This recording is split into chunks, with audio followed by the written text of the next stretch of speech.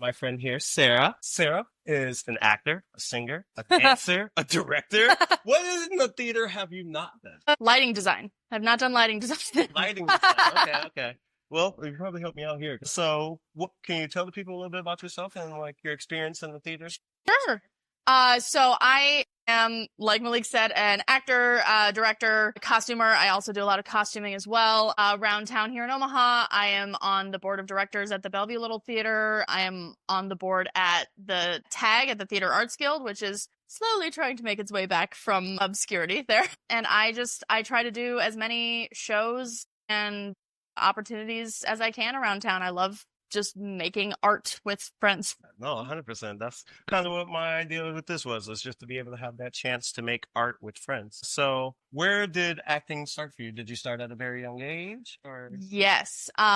So I remember I never got really like the opportunity to like audition for anything, but until 5th grade when my middle school did Improv Fest 2005, except it wasn't improv. It was all scripted scenes. The only improv part of it was, ooh, which one's going to go next? Scene 63. Go ahead. Right. It's fun. It's fun. That's amazing.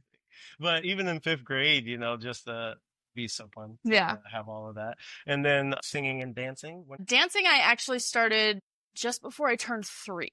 I've been dancing my entire life. Yep. My parents were doing that like we're just going to put her in various activities and see what sticks. And I danced from the time I was 3 until I graduated high school. Dancing is my weakest attribute. 100%. Like, ask me to try to learn a number, give me 5 business days. That's about what I need. Like, is there any specific moments of you're dancing at 3 and acting when you reach 5th grade and everything. Is there any specific moments where throughout that time where you realized that this is something you wanted to do with your life?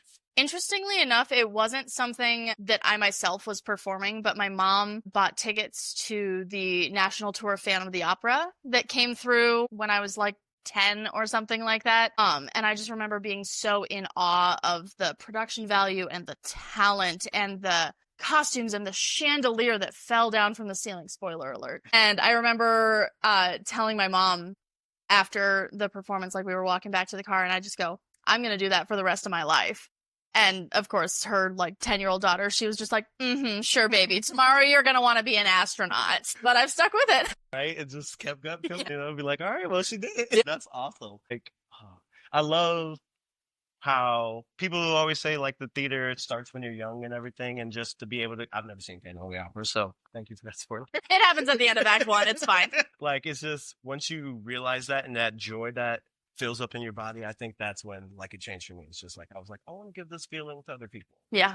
It's the best feeling. It's transformative. So did you feel like when you decided to go toward college and everything and go to Doane to get your BFA in theater, did you feel like you had the support of everybody around you, or was it like a point where they're like, no, you can't make it in that? My parents have always been incredibly supportive of everything that I do. Like, there's a reason that I end every bio that I write with love to mom and dad for their support, because it is so unbelievably true how just accepting and supportive they have been. Like, when I am in shows that run multiple weekends, the people who like run the theaters at the show will be like, oh, your parents are back again.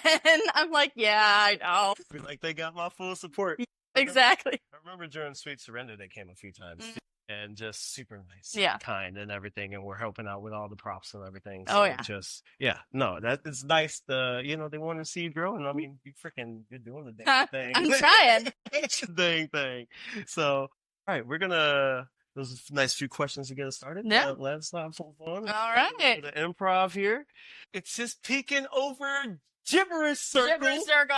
Exclamation gibberish in chat, you guys. All right. Exclamation gibberish in chat. Let me find my handy dandy rules. There's a lot to memorize, so I did not memorize all of these games because they are all random. But exclamation gibberish. A, explains something in gibberish with gestures. B, translates into English using the same gestures. Okay. Give me your best shot. It's a lot of pressure. I'm like, oh God, now we're here and now we're doing this. I just can't. Okay. It's a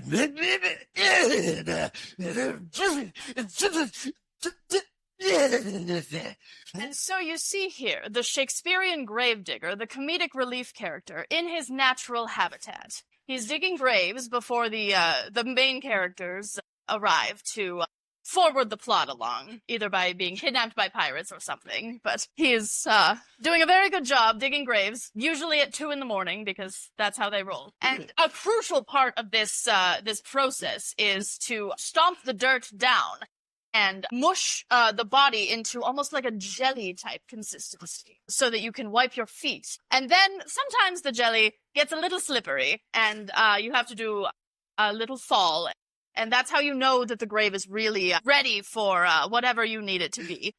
Is you just slip, and you fall, and if you land in the grave, 10 points, you get to go home.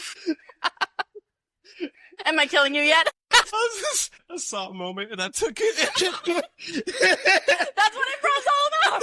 Commit to the bit. Absolutely. That is amazing. I don't think I can follow that up, but I am willing to try. I am. So want to switch? Sure. And then you see the squirrel had found the tastiest acorn that it had ever wanted in the world. But it didn't want this acorn to disappear. So it just pondered at this acorn in mesmerization and wanted nothing but this acorn for all of life. It licked the shell of the acorn to make sure it was horny enough, lifted it up and felt its weight, and it knew that it was the weight of the world that constantly landed upon this acorn. But the squirrel was distracted until it heard something. The acorn spoke to the squirrel and told the squirrel that if he gathered every single squirrel around the nation, they can take over the planet Earth. There's more of them than there are of us. We have the power. We have the acorns. Everything is possible with us. You can do it. Yes, the power of the acorn. The power of the acorn! See, we're off to a great start here. It's great, isn't it? Excellent. All right. So, when we last started off, we were kind of led into college for you and everything. Yep. So, what was that experience like for you? College at Doe? Well, college itself, not my finest moment. But the theater department at Doan was great. That was the main reason I went there, and pretty much the only reason I stayed, if I'm being honest. They had an amazing head of the department. His name's Rob. He just does amazing work with all the shows that he directs, and lots of opportunities for like student designers and student opportunities. They only do 4 main stage shows a year, so it's very, very feast or famine when it comes to being in shows. But they do like student directed stuff, usually second semester, so that was a lot of fun. And the shows that they do are some of the best collegiate shows, I think, in Nebraska. When I was considering going to school for theater, Doan was high because everyone was saying how wonderful that theater department was there. Yeah. But I'm just not. Books and me are not best friends. So that's always been hard for me. So what are some of are there notable performances that you remember being in while you were at Doan? Oh my gosh, yes. Probably my favorite performance I was in. We got the rights to the amateur premiere of Green Day's American Idiot, which was a blast. I was dying to audition, dying to get in. I did not get in. And so I asked the director, I'm like, I need to be involved in this in some way. Please, can I like assistant direct?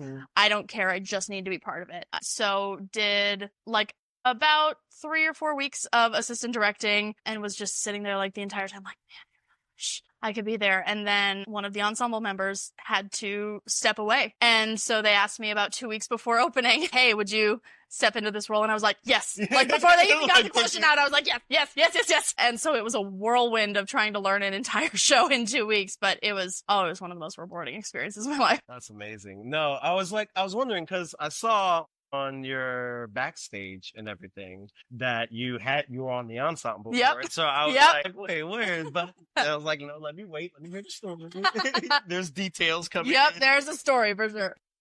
So do you feel you raved about your director of the program at Doan. Do you feel like there are a lot of lessons that you learned at college that you adapt now into what you do in your theater? I think so. I I don't know that I can necessarily put any of them into words, but the number of times that I've, especially directing shows, the number of times that I've been like, well, there's this thing that my theater college professor told me, and I want to impart it to you guys is a lot. That might be because I refuse to claim any good ideas as my own. That's an issue for my therapist. I think you have plenty of good ideas. Oh, I directed the show, but I was in a show directed by you. I have not directed any shows, but I was in a show directed by you, and you were phenomenal. And all of your ideas were absolutely amazing. So you hear that? We appreciate all of them. Every last one. Every last one.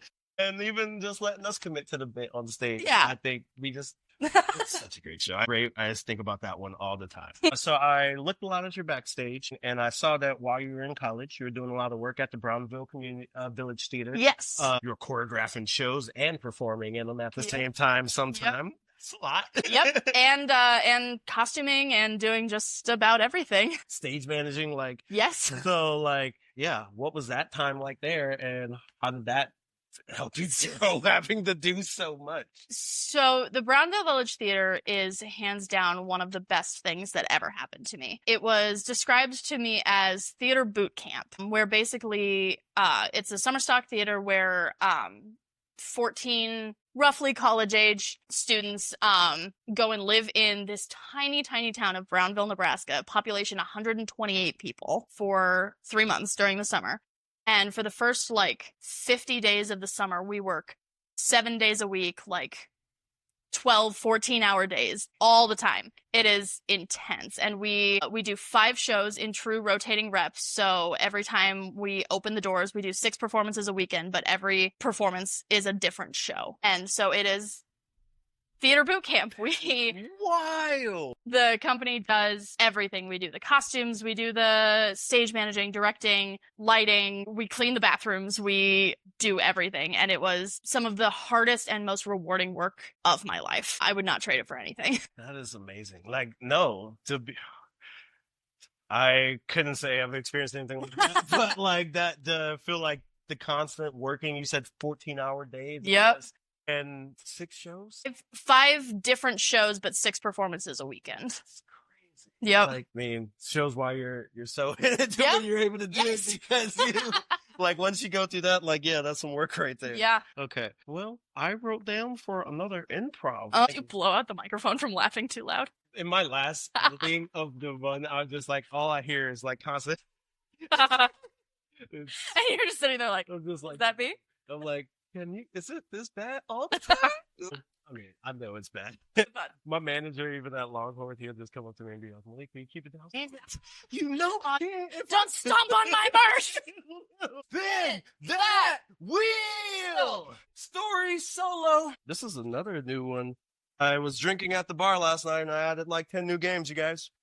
Working and drinking. I'm an efficient man over here. That's what I'm saying. All right. A tells a story. B can say a word. A has to use it in their next sentence. This is pressure. So, A or B, for you? Tell the story. Tell the story? Okay. Once upon a time, there was a beautiful princess who never liked to eat her vegetables. And so one day, her parents hired a ferocious dragon to come in and threaten the princess with fiery death if she did not eat her Brussels sprouts. He said goat? Gold. Begrudgingly, the poor princess choked down her Brussels sprouts and turned an interesting shade of greenish gold and said, I want to go outside and play with my billy goat. Haha, I did both. See that coming, did ya? Did not see that one coming.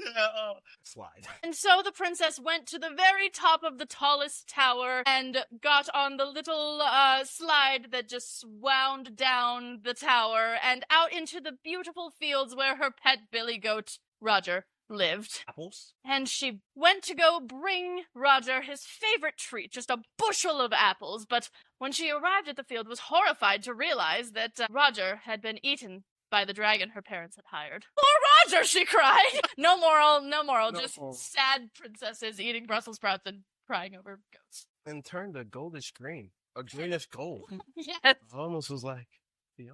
Dragons, princesses, towers, yeah. Making food dishes out of Pokemon. Okay, does this mean like finding punny names to change into food dishes, or does it mean like recipes for how to cook Pokemon? Like, oh yes, this Squirtle is very good with basil. So I'm clear. Make it make sense, please. Make it make sense is all we ask. Waits for response. Well, you know Blaziken's just delicious. Tastes like chicken because it is. It's chicken because it is. And it roasts itself. Exactly. You gotta cook it. Exactly. That's a proc. You can't see the prop. But this is a stand, and I'm selling Pokemon food somehow, somewhere. Yes. Okay. Oh, do you want some Pokemon food? Yeah. Can I get a number 1 combo? Slowpoke tail? Yeah, the Slowpoke tail. That is funny. Very good. Good. You know, I kind of thought that because it's a psychic type that, like, you would be able to figure out for me, like, what seasonings I want on it and stuff. Is that like, how that works? The Pokemon is psychic. I'm not psychic. I just cook the food. Okay. So, Slowpoke tail. I'd like to have some Ottish fries with that. Nice crispy green fries right off the head of an Ottish. You chop it up real nice and tender and crisp it to perfect perfection. You know, that does sound tempting, but I think I'm more in the mood for, like, Machoke's muscles? You know me so well. Are you sure you're not a psychic, sir? I'm just saying, Machoke's muscles have been very popular. Oh. They say they build up your strength just a little, so everyone loves mixing it in. Absolutely, get a little strength in there. Yeah, I think I'm gonna do that. But if you could hold off on the Arcanine flame broil of that.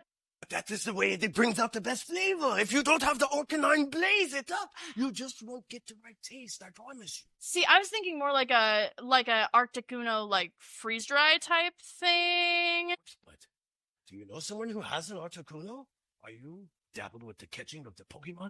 I'm sorry, are you guys not, like, a legendary establishment? Is that what I'm to believe? It's really hard to come by, okay? I just opened up this little shop about a week ago, and someone was like, here, cook this Slowpoke. And I was like, wow. And then I found some Machoke muscles just laying on the ground, and I was like, ooh, I can add that in there too. And it seemed like a proper ingredient. And then I was picking grass, you know, and then Attish came up, and I was like, wow, chopped off his hair, and I ended up chopping that up, and I made some wonderful fries. So this is all stuff that I just found recently. Cool. So what were you more than a week ago? I don't think I should talk about that. Because... Were you a nurse at one of the Pokemon?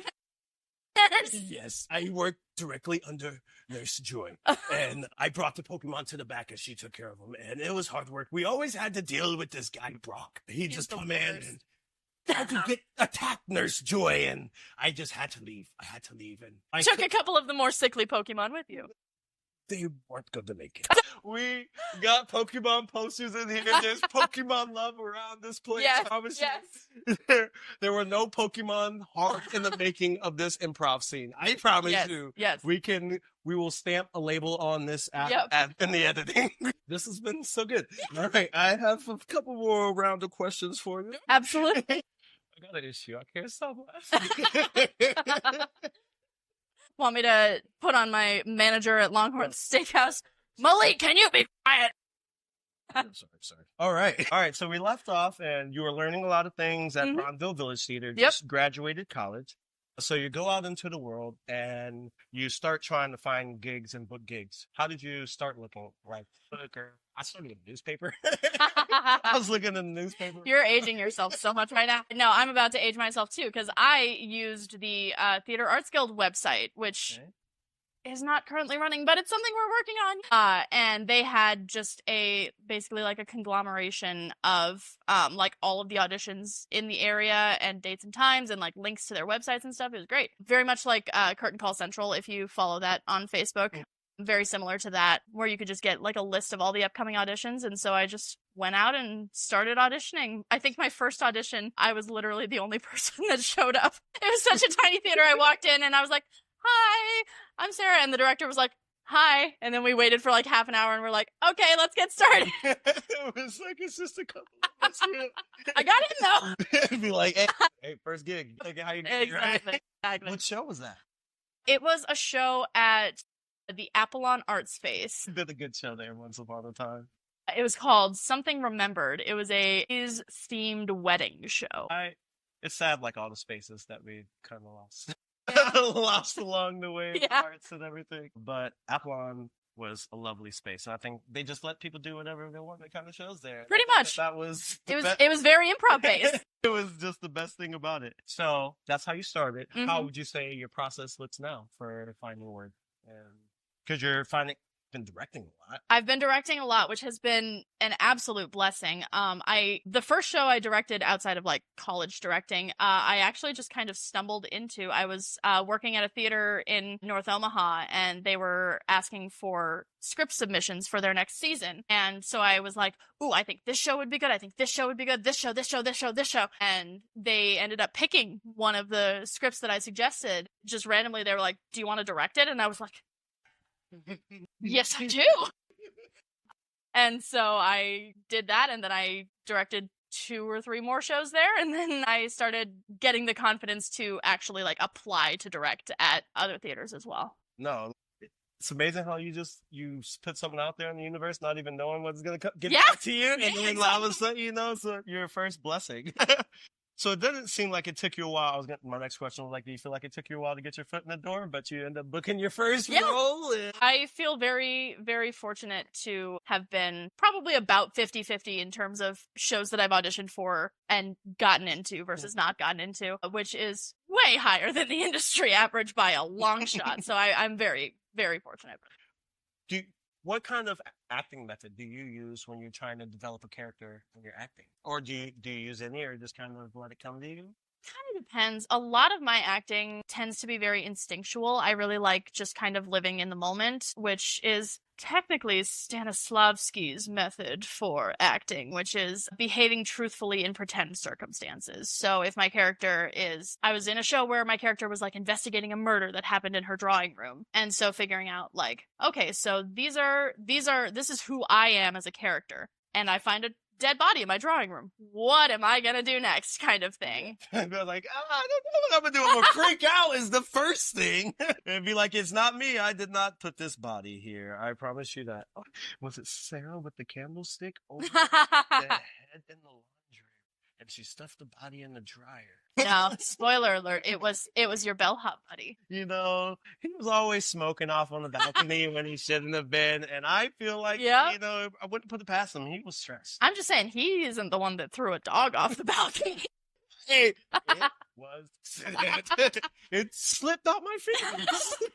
And it was a play. It was in a play. It was in a play. It was in a play. I don't want to. And then the dog lovers. We're just getting all kinds of animal music here. Pokemon, dogs. It was in a play, and it was a stuffed animal that we loved ever so dearly until the moment it fell off the stage, and it was saved. It fell in the pool. Yes. It fell in the pool. Yes. It was a whole bit. Sweet surrender. Let's just talk about Sweet Surrender.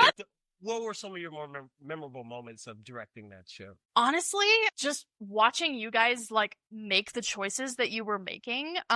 Because they did the show in Brownville like the year before we did it up north, and so I was very much like, okay, so I kind of have like an idea of the flow of the show, but I want to see where these actors take it. And there were so many instances where I was just sitting there like, I never would have like told them to do this, but I love it so much.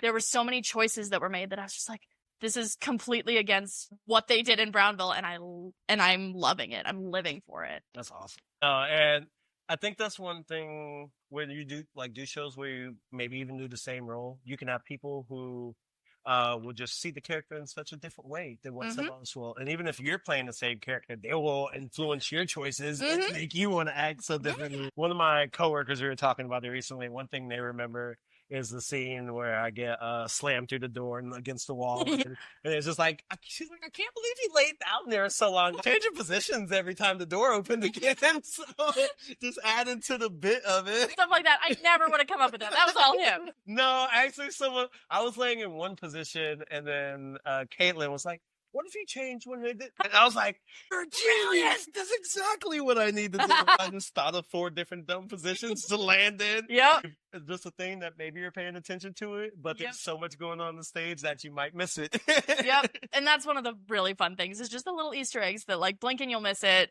moments where, like, we the actors know, and if there's an audience member that's paying particular attention to one thing, they're gonna get it, and it's gonna make that 10 times better for them. Like, I think my favorite thing about that show for me is like the first 10 minutes, I would say, is all story building and like making sure people know who these characters are, can understand why these 2 ladies hate each other. And why them being in a hotel suite together is the absolute worst thing possible. So it's all story building, but once everyone knows everything that's happening, it just constant Just laugh. farce. It's just, and just stupidity and everybody. Absolutely. 110%. Yeah. Crazy. Time flies. So we've talked about you making your mark as a director here in local theaters. Has it been hard? I know you still act and stuff like that, but is it hard transitioning from acting into a directing role, especially when some of the shows you direct have a lot of people you're so close and... Honestly, I think that's made it a little bit easier for me. I feel like a lot of the times when I'm directing, if I am giving notes or making decisions, I look at it from an actor's perspective. How would I want my director to explain this to me? How would I want my director to give this note? How would I want my director to pull this emotion or this moment or this comedic bit out of me? And I really love the collaborative aspect of theater. So a lot of the times my directing style is, I need you to end up over here. Have fun. You're like, here now. So Yeah. there's something you can do along the way there. Yeah. No, I think that's like the way you allow actors to be free is very amazing. I would say Sweet Surrender was a very big turning point for me in acting for how I want to play my characters, because I just kind of took the Otis and kind of was like, I'm going to be dumb and do whatever I want until And it was Sarah great. tells me to. Exactly. Exactly. And that's what makes it fun. Yeah, and it made it so fun because I just had so many stupid choices that just felt fun to me. Yeah. No one else were getting it. I was like, this feels right for this character. And I think that allows your actors to even grow, because you don't always want to be told what to do or like how something is played, or even like, hey, I don't like the way that line is read. You should think about that saying differently. Asking the appropriate questions to draw that out of a person, or making a slight change into the movement that can actually help influence the choice that they have already made. Absolutely. Are just so powerful, and it's amazing how a simple little minute detail can add so much power. Absolutely. Well, and I feel like it helps the actors like take ownership and take pride of what they're doing, rather than feeling like, okay, and now I need to take 3 steps to the left and turn 3/4 and raise my hand slightly, like just feeling like a puppet, rather than getting to exist in that space and have fun with it and figure out who their characters are. Like I as a director know the whole story, but I'm leaving it up to my actors to figure out who these people are. No. And as you should, because they're not going to grow and become any better, and the story is not going to get told the way it should be told if you're constantly having to point. Point and be like, there. This is where. So I love that. When casting a show that you're directing, what are things that an actor might tend to do that draws out your attention to them and be like, that's what bring, like, let's have that actor in the show? As cliche as it sounds, just making choices on stage, especially with like cold reads and stuff, it can be very easy to just hide behind your paper and be like, and now I'm saying my lines and I did it. Okay, we're done. And obviously within the bounds of consent, I always have the readers like read with their partner so that they can figure out like, hey, I kind of want to touch you on the shoulder here. Can I do that type thing? So just figuring out, like making a choice as to who the characters are based on, this 1-page sheet of paper and maybe like the description that was put online, because it might be completely different from how I see the character and it might alter how I see the character rather than that's not how I would do it. Next, be gone. Only show I've gotten to do with you, unfortunately, so far. Sweet Surrender, we have to change that soon. Yes. Change that very soon. But like, you're very much like that in the directing process, and you put me and Matt on stage. And just said, have fun.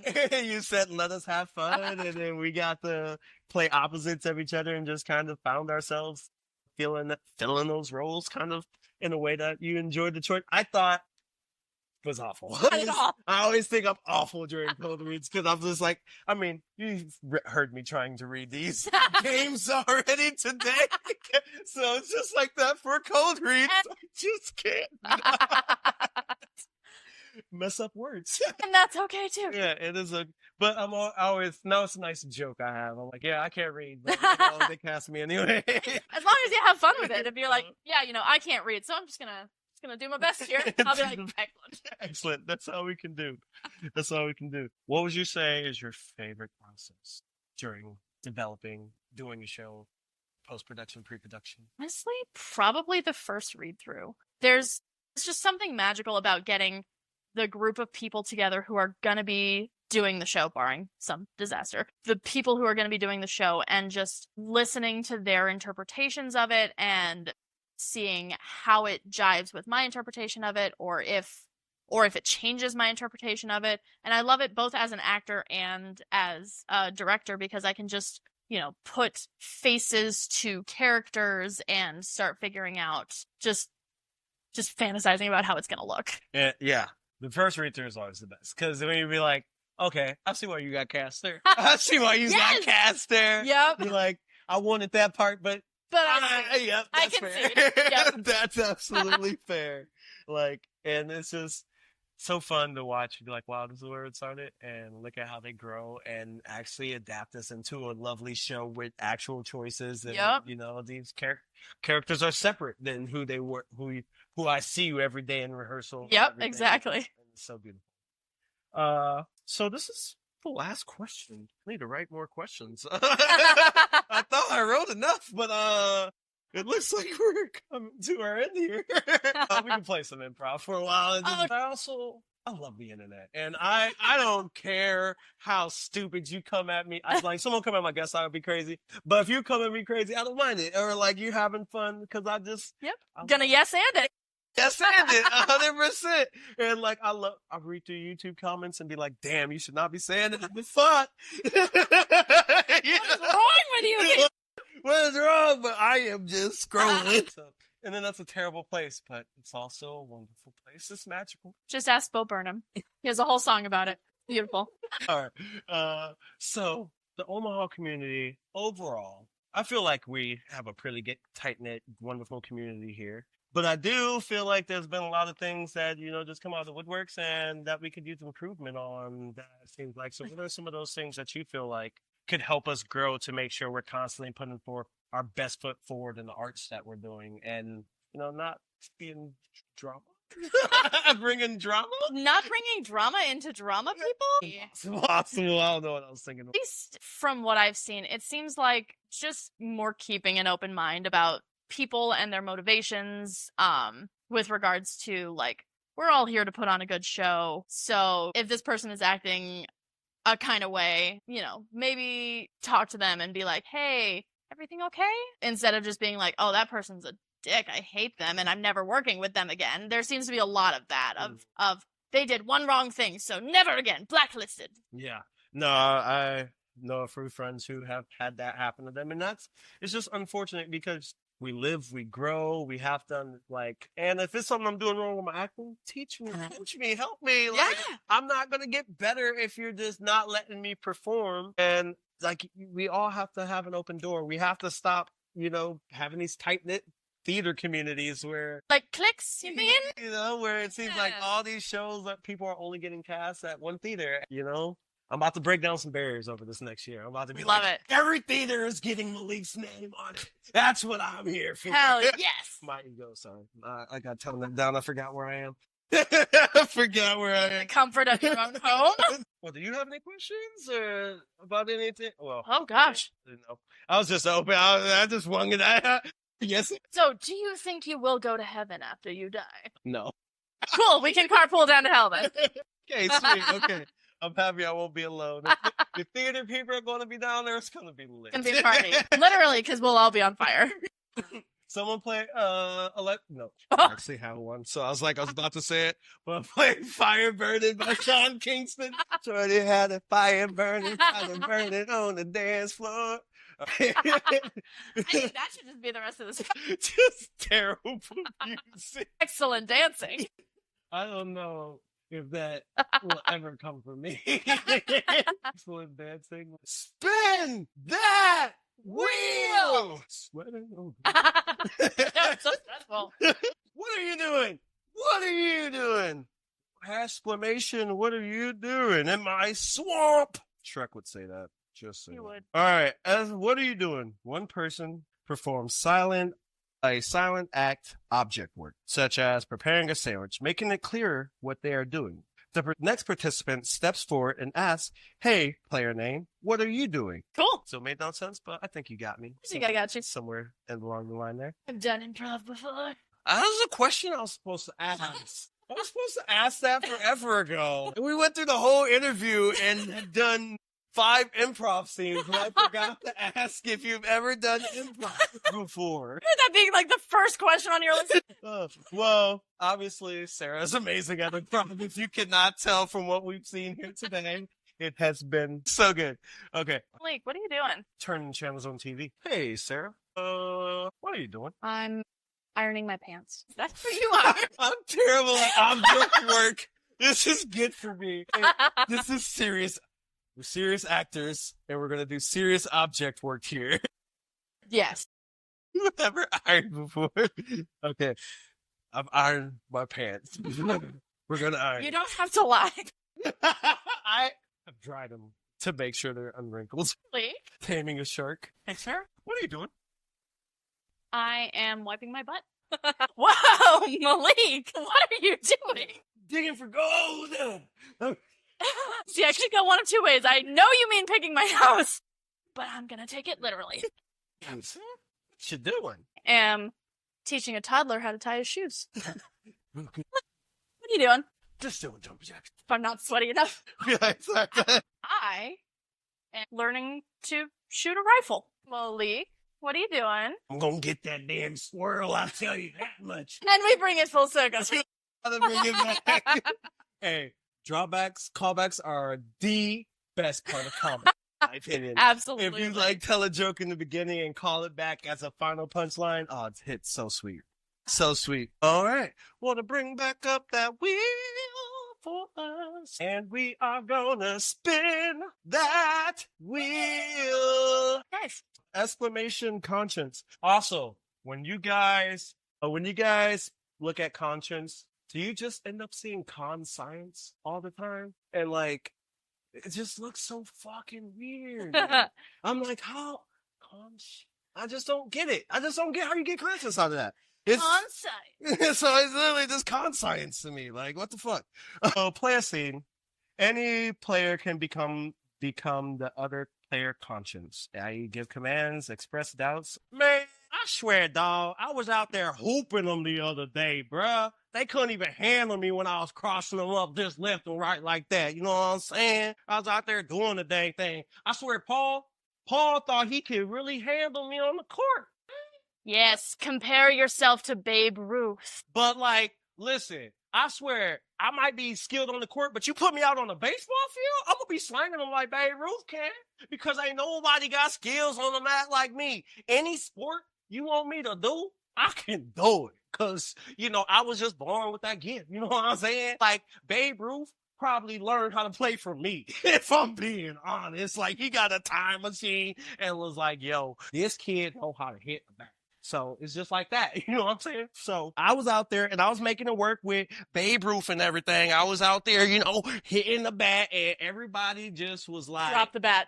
and everybody laughed at me because I ain't never had anything happen to me like that before. Like, it was like some Space Jam shit, my brother.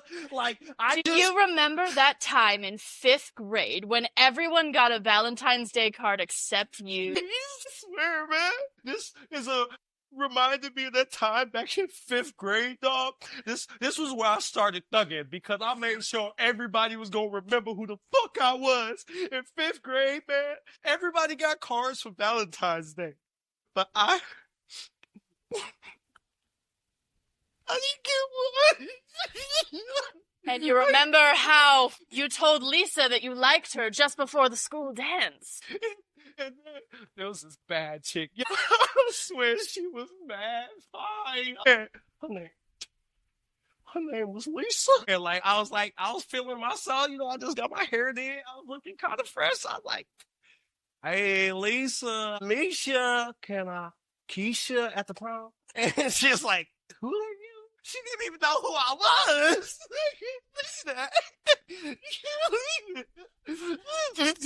Stop. You're making a fool of yourself. Still on the basketball court, man. Get it together. Oh, yeah. Yeah, what's up, Paul? You threw that basketball and it didn't even come close to hitting the net. What happened? Yo, Paul's looking at you with abject where the terror. Looney Tunes at, man? I swear they took my abilities. Bugs! Raffy! Where you at? Where you at? I have a magic basketball over here, little boy. Yes, the magic basketball will fix all your problems.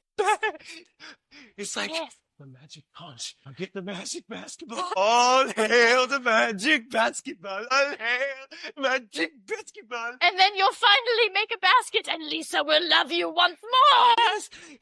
You're gonna take this work, Paul. Whoop your way. You're going in. Hey, yo, Lisa, if you seeing this girl, Yo, Lisa, hit him up. I don't know about y'all, but it's hot. Yeah. Yeah, it's just a little hot in here.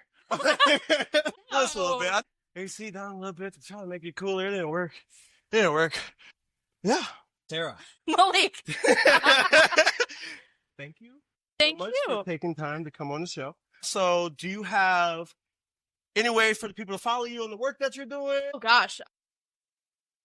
Facebook. I'm not very good at promoting myself, unfortunately. And what's next? Couple of directing gigs coming up. A week from today, which is August 16th and 17th, we're having auditions for Shelter Skelter at the Shelter Belt Theater, which is an evening of short horror-themed plays that'll be happening around Halloween time. I'm directing half of those scenes, so come and audition for that. And then shortly after that, I'm having auditions for Miracle on 34th Street at Bellevue, so going from Halloween to Christmas real fast.